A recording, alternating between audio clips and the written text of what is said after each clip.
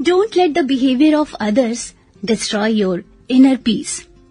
यानी दूसरे कैसे बिहेव कर रहे हैं, क्या गॉसिपिंग कर रहे हैं आपके बारे में, एनवियस हैं, खुद को सुपीरियर या इंफीरियर फील करते हैं आपसे, इसलिए ऐसा करते हैं।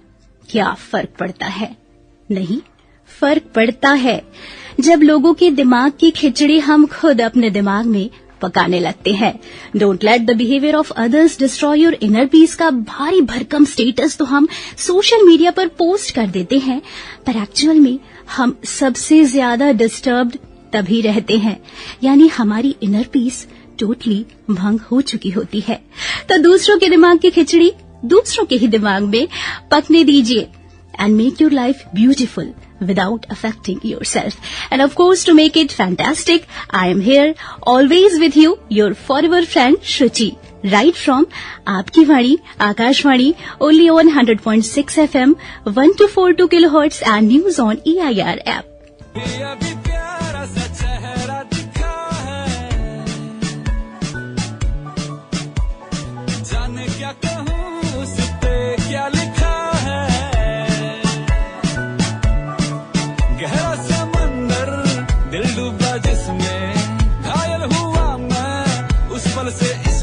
नैना दा क्या कसूर वे कसूर वे कसूर, नैना दा क्या कसूर वे कसूर वे कसूर, नैना दा क्या कसूर वे कसूर वे कसूर, ऐ दिल तू बता रे,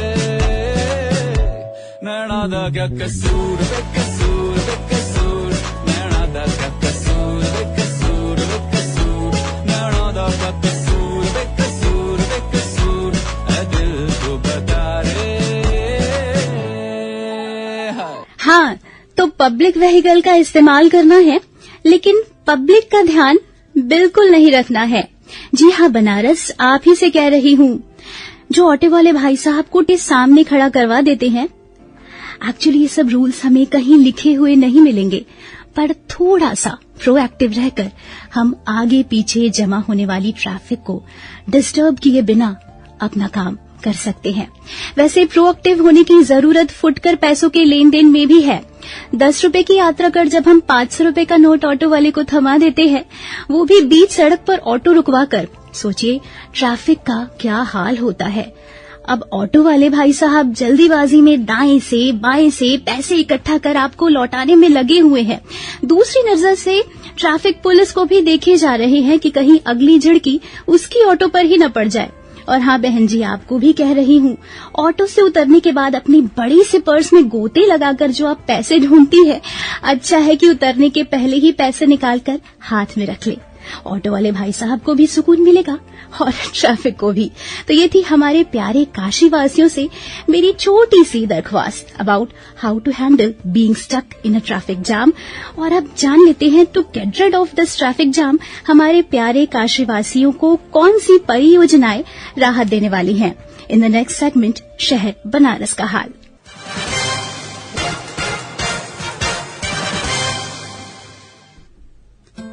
तो प्रपोज 14 प्रोजेक्ट से हमारे शहर को जाम से निजात दिलाने के लिए, जिनमें है नंबर 1 पर नवंबर 2023 में पूरा होने वाला NH-19 पर औरंगाबाद वाराणसी 6 लेन रोड, फिर रिंग रोड फेज 2 के अंतर्गत संदहा से अलीनगर लगभग 27 किलोमीटर की रोड अंडर कंस्ट्रक्शन है, जो होपफुली फरवरी 2024 तक बनकर तैयार हो जाएगी।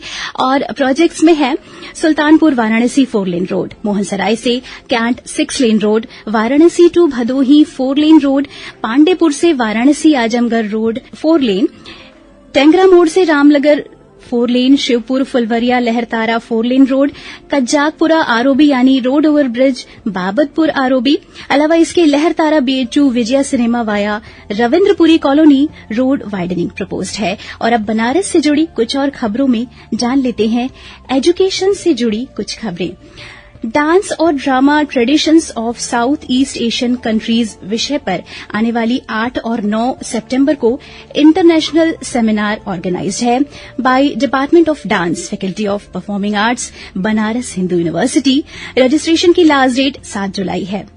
बनारस हिंदू यूनिवर्सिटी के ही हिंदी विभाग द्वारा संत कबीरदास के 625वीं जयंती पर संत कविता में मानव धर्म, कबीर से कीनाराम तक। विश्व 3 दिवसीय एक इंटरनेशनल सेमिनार ऑर्गेनाइज्ड है, जिसका आज है अंतिम दिन। इंटरेस्टेड बीएचयू स्टूडेंट्स आज जाकर संतों की काव्य परंपरा को जान सकते हैं। एडमिशन्स की बात करें तो यूपी कॉलेज में यूजी पीजी के सभी कोर्सेज के लिए रजिस्ट्रेशन की डेट बढ़ा दी गई है और महात्मा गांधी काशी विद्यापीठ में भी एंट्रेंस एप्लीकेशन फॉर्म फिल करने की लास्ट डेट 13 जून तक एक्सटेंड कर दी गई है। वहीं छोटे बच्चों के एजुकेशन की बात करें तो बनारस के 17 आंगनबाड़ी सेंटर्स पर बच्चों की क्लासेस पोर्टेबल केबिन में कंडक्ट कराने की स्कीम प्रपोज्ड है। ये स्कीम सिर्फ उन सेंटर्स के लिए अवेलेबल है जहां पर आंगनबाड़ी केंद्रों को बिल्डिंग अवेलेबल नहीं है। मे बी इन केबिन्स को एयर कंडीशनड भी रखा जाए। इन सेंटर्स में शामिल है बीएचयू, भदैनी, कबीर नगर, नवाबगंज, शिवाला, रविन्द्रपुरी, भेलूपुर, बेनियाबाग, छित्तुपुर और लल्लापुरा के सेंटर्स। और अब एजुकेशन से जुड़ी एक और खबर। यूनिवर्सिटी ग्रांट कमीशन की एक कमेटी ने सुझाव दिया है कि डिग्री, डिप्लोमा या सर्टिफिकेट कोर्सेज के लिए टाइम लिमिट होने के बजाय क्रेडिट कंप्लीशन पर ध्यान दिया जाए। यानी अगर before time students credit points obtain कर लेते हैं तो उन्हें कंसर्न्ड कोर्सेज के सर्टिफिकेट्स दिए जाने चाहिए। ये अभी सिर्फ रिकमेंडेशंस हैं और इस तरह की स्कीम अगर अप्रूव कर दी गई तो एजुकेशन सेक्टर में ये बहुत बड़ा रिवॉल्यूशन होगा। और अब G20 समिट के बारे में, कल से 14 जून तक यानी 3 दिन तक G20 की मीटिंग हमारे शहर बनारस में होने वाली है, तो मेहमानों के स्वागत के लिए रहिए तैयार। अगली न्यूज में नगर निगम वाराणसी की नवनिर्वाचित कॉर्पोरेटर्स की पहली बैठक आगामी 16 जून से होने वाली है। ये था हमारे शहर बनारस का हाल। स्पोर्ट्स अपडेट में अब फटाफट जान लेते हैं फ्रेंच ओपन का क्या है हाल।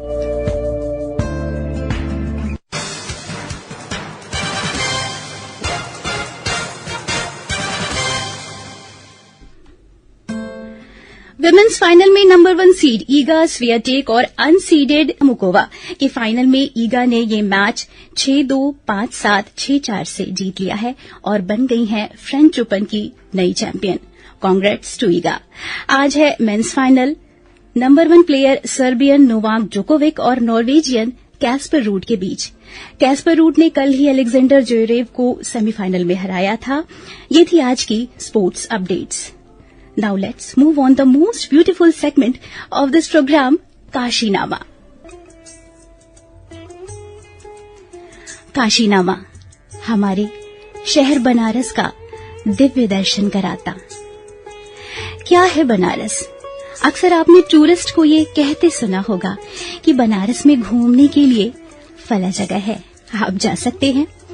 पर सच कहूं तो ये जो अपना शहर है ना बनारस, ये तो सैर सपाटे के लिए है ही नहीं। चौंक गए ना आप ये सुनकर? अरे बनारस घूमा थोड़ी न जाता है, बनारस को रमाया जाता है अपनी आत्मा में, विचारों में। तो जनाब, ये रमने और रमा जाने का शहर है। अब इस रमने या रमा जाने को आप आध्यात्मिक कहें, पारलौकिक कहें या अपने पर्सपेक्टिव से कोई भी नाम दे दे इसे। यहाँ गंगा तट पर उड़ते पक्षियों को देखकर जो आप महसूस करते हैं वो फीलिंग आप ही समझ सकते हैं।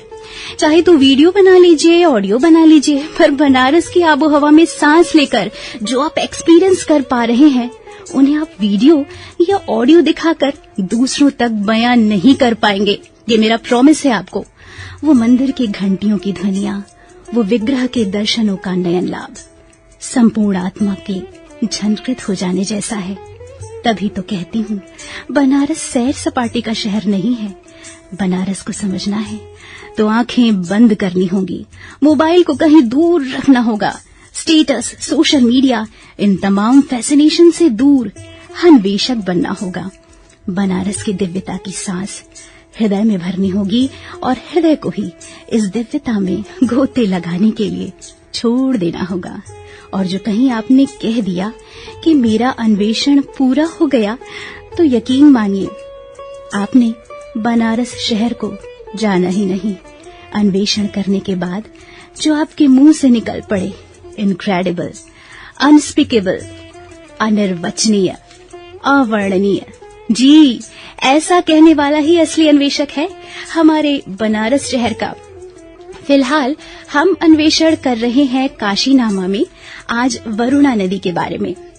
राजघाट पुल से उत्तर की तरफ एक घाट है, आदिकेशव घाट। आदिकेशव मंदिर पर बसे इस घाट पर वरुणा नदी माता गंगा में समाहित हो जाती है। मत्स्य पुराण के अनुसार इस घाट को बनारस का सबसे प्राचीन घाट माना जाता है। देवोदास की कथा के अनुसार भगवान विष्णु के इस तीर्थ पर चरण पड़ने से ये तीर्थ विष्णु पादों तक नाम से विख्यात हुआ। यहीं पर प्रभु ने अपनी त्रैलोक्य व्यापिनी मूर्ति भी स्थापित की। तो ये महिमा है गंगा और वरुणा नदी के संगम स्थल की। अब ये जानते हैं वरुणा के उद्गम स्थल की कथा क्या है। मान्यता है कि वरुणा नदी की उत्पत्ति भगवान विष्णु के दाहिने चरण से और असी नदी की उत्पत्ति भगवान विष्णु के बाएं चरण से हुई है। दोनों नदियों के बीच बसे भाग को ही वाराणसी कहते हैं। प्रयागराज जिले के फूलपुर तहसील में बसा एक छोटा सा गांव है मैलहन। यहीं से मैलहन झील निकलती है। वरुणा नदी यहीं से निकलकर प्रतापगढ़, जौनपुर, भदोही होते हुए 202 किलोमीटर की यात्रा कर काशी में पहुंचती है। रास्ते में बसुही और मूरवा नदियों को भी अपने में समेटे हुए वाराणसी में बसे गैरहा गांव से प्रवेश करती हैं। इसके बाद सेवापुरी, बड़ा गांव, आराजी लाइन, हरहुआ की 39 ग्राम सभाओं से नगर निगम सीमा में आ जाती है। वरुणा नदी के संबंध में एक पौराणिक कथा ये भी है कि रावण को मारने के बाद भगवान राम जब काशी आए तो पंचक्रोशी परिक्रमा करते हुए वरुणा नदी के किनारे प्रभु ने वरुणा नदी की रेत से रामेश्वर महादेव की स्थापना की, जिसे कर्दमेश्वर महादेव और भीमचंडी के बाद पंचक्रोशी यात्रा का तीसरा पड़ाव स्थल माना जाता है। ये थी वरुणा नदी से जुड़ी कुछ रोचक कथाएं और तथ्य। अब जान लेते हैं इन टुडेज हिस्ट्री क्या है खास।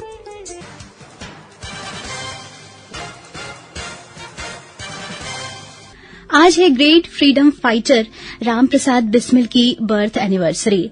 बहुत कम लोग जानते हैं कि बिस्मिल एक ग्रेट पोएट, ट्रांसलेटर भी थे जो मल्टीलिंगुअलिज्म और लिटरेचर के मास्टर कहे जाते थे।